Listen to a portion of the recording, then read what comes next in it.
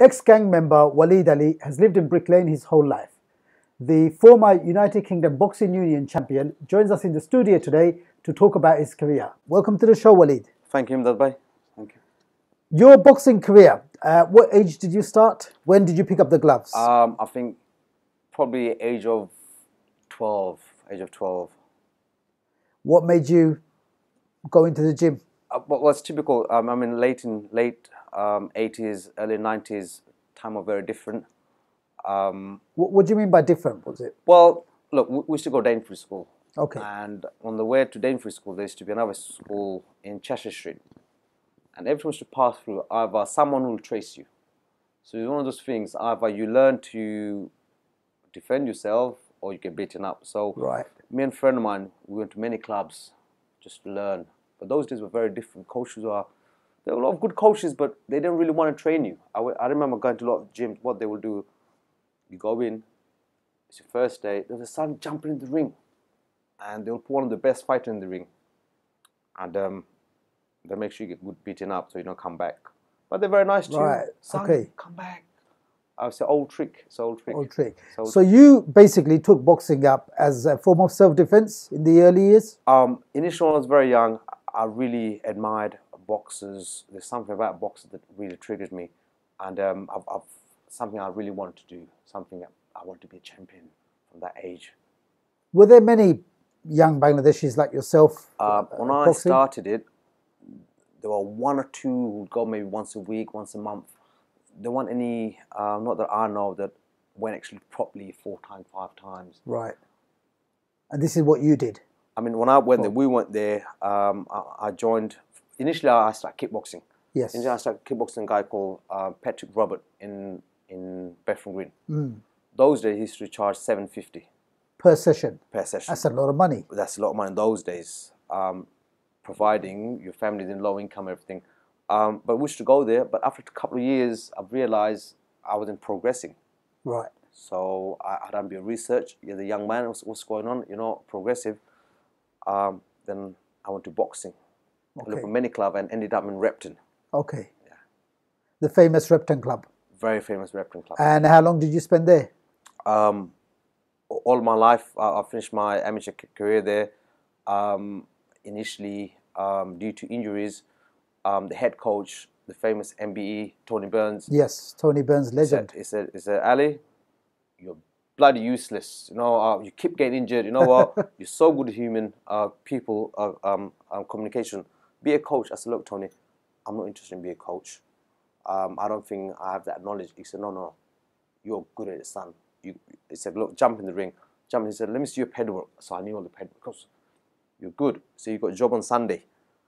So he gave you a coaching job? He's like my father. He's like my father. Is he like Mickey from Rocky? He's more rough than that. Okay. Inside the gym, he's rough. But outside he finds you, you'd be amazed how... I mean, I had a lot of problems with the police and everything. He's a lovely guy. That's fascinating. So Tony Burns has been like a mentor to you in your career? Tony Burns, when I started coaching there, he would come every Saturday, Sunday, right. and he would spend 10 minutes with me. He gave me the confidence, how to coach, how mind works. Okay. He told me how the mind works. And that helped me so much. That really, even day-to-day life, he helped me out. Now, United Kingdom Boxing Union, in 2012, which is one of the last tournaments you fought, before you took a step back. I know you're not fully retired from boxing, but you have stopped boxing at that level. You were champion in 2012. How did that come about?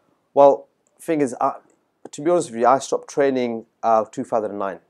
I had my last fight in Ireland. It's an international bout, Repton versus Dockers.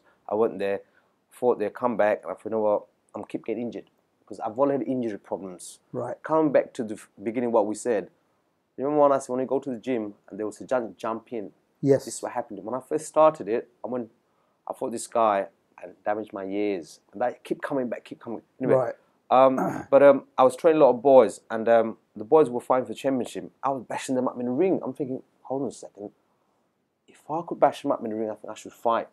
So I motivated myself and to step back inside again. Yeah. And you became champion. You know, you've brought the belt into the studio here with you today. Belt. Okay. Do you want to have a feel of it's quite heavy? Thank you very much. It's very heavy. It's a lovely piece. And Memento, you're going to pass this on to your children? Yeah, I mean, my son, who's 15, next to 16, is doing really well in boxing. Okay, what's his name? Khalid Ali. Oh, right, fantastic. Yeah. I understand he's been fighting as well. He's participated in a few bouts. He's an active boxer. He does amateurs. Are you training him? Yes, from day one. He's been training with me. But I do send him to other clubs. I think it's that age now. I've let him go. Right. And he got to learn. Like today, he's going to go Hackney to Brian Onaisi and train with him. I think it's good to let them go. They've got to learn their own trade.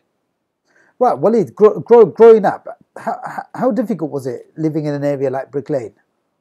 Well, Brick Lane, you had a couple of problems. First, it was inner problem among the community. Then there was out problem where the borders. When I say borders, the border was Commercial Street, Whitechapel Road, Cheshire Street. That's Brick Lane.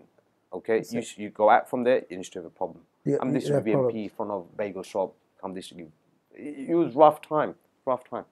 Did you find that training with the likes of Tony Burns at Repton kept you out of maybe more serious problems, social problems? To be honest with you, I had my first conviction from a very young age. Right. I was a nasty piece of person. Age 10, I'm hanging around 14-year-old boys. Right. I was this size when I was 12, so I was a big guy. Okay. But when I found boxing, what made me realize that communication, when you fight, what happens in your mind, because sometimes you don't know who you are when you're young. Okay, you don't know who you are, and you search your soul in a way, because boxing is a very lonely sport. No one could help you in the ring. It's quick reaction. You've got to make a decision, and you learn. I guess boxing is one of them, and prayer was another thing that helped me when I became 19 and realized these two things work together. If you just do boxing, you become alcoholic when you're 40. But if you have the spiritual side, my God. See, you've had a very interesting career. You've fought as a boxer. Yeah. You're a trainer. Yeah. And now, even better, you've taken the next step up. You become a boxing promoter. But before we go on to that, you've also opened up your own gym. I mean, this is a great success story. What's your gym called? It's called Boxing Factory. And where are you based? Based in Commercial Road, 126, Commercial Road, 3rd floor. It's a small gym, but we pack every day. Right, okay. So you've got fighters coming in. There's a buzz in there? Yeah, it's been 9 months now, and last 2-3 months, we're getting fighters from Essex, Kent. I mean, the sad thing is, the locals, we don't see many locals. So you have people coming in from outside? That's interesting. Outside. I have maybe local, maybe 15, 20, but most of the people, they come from outside. A lot of city clients coming in as well. They come and use the venue through the daytime from 7 o'clock onward. Yeah. But it's a good small place. And it's picking up, maybe business is picking up? It's doing very well. I'm very happy. So that's really inspiring. I mean, for someone who's from the local community as well, it's very inspiring for up and coming and aspiring boxers as well. Just on that note, you have got an event coming up. I've been to some of your events before, Walid. They've been superbly organized. And I know I want to thank you publicly for your kindness. Well, you always invite me to go ringside at your events as well, which I hope to at the next one, if I can free up my diary. But you've got one coming up at the end of this month, early February. Yeah, coming back to you, Emdad, for the last 4 years, I've been offering you so busy. Now, I am. Best thing I'll say, get your diary ready this time. I'll tell you why. Simple reason. For the last 10 years, you've probably seen me in a promotion. I'm only running around. This one, I won't be running around. It's one of the biggest and the best show that I'll be doing 10 years. The best going to fight the best. So we've got a guy who's fighting 55. It's such a good fight. And I've signed last 6 months one of the top amateurs. What's happening? What this promotion works. Before you be like, send me a pro, now I'm getting top amateurs coming in, phoning me saying, Al, I've heard about you. You sign me on. I want to come through, do 4 fights with you, then move on to the next stage. To the next stage. And it's just brilliant. It's great. So when's this event taking place? The event is Friday, 4th of March at the famous York Hall. Tickets are? I'll be honest with you, tickets are nearly gone, maybe 100 left. So tickets are £50 and £30 for standard. We will provide some information on the interview, so watch out. And if you'd like to buy some, do get in touch with Walid. I'll tell you what, forget buying. I'll give you a couple, 2 free for your audience. Wonderful. Because sold out. We will, it's go so take you up on that, Walid. Yeah, we'll give. So looking forward to it, and it should be a tremendous night of boxing come March. As I said, it's the best show in 10 years. So it took me many years to build this up, and we're in the stage now where the elites are fighting elites rather than novices coming from amateur background with 100 fights and coming and doing this. It's got super serious. And last year we done Super Series 2015. It was a big success, and this is it's gone even bigger. Coming back to grassroots boxing, you've got a lad who's a boxer, aspiring boxer. I've got a son, 17-year-old, who boxes 3 times a week as well. He's training. What's your son's name? His name is Ismail, and he's training as well.